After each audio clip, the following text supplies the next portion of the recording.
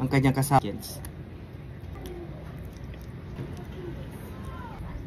Good day everyone! Tara, samahan nyo ko at kakain tayo ngayon ng cassava cake. So merong Pilipino dito sa Bangkok na gumagawa ng mga masasarap na kakanin. Shout out sa'yo, Kuya Dan.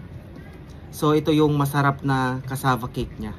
Actually gumagawa kami nito guys, pero sa ngayon nag-crave kami kaya nag-order na lang kami sa kanya kanina. So ito guys yung kanyang cassava. Isang box.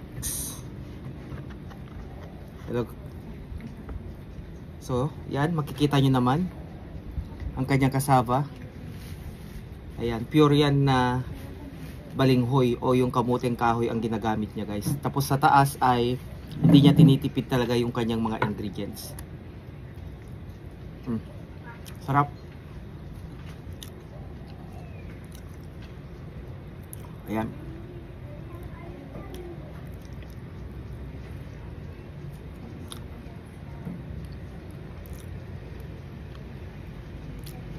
Ang sarap magkakagawa niya guys ng cassava.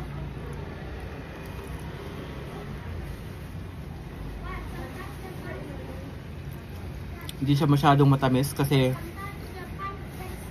sinabihan ko siya na huwag masyadong matamis. Ang sarap.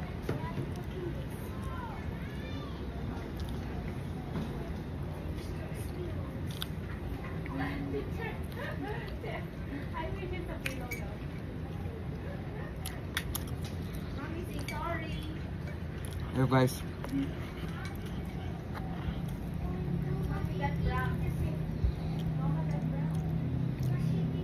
Masarap yung parang sunog-sunog na gatas sa taas. Gatas talaga to at ito ay pinalagyan namin ng cheese sa kanya.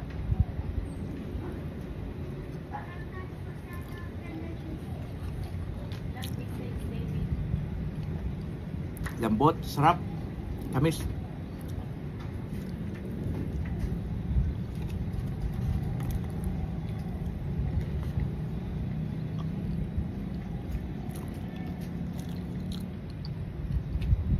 Sarap na ito sa kape guys.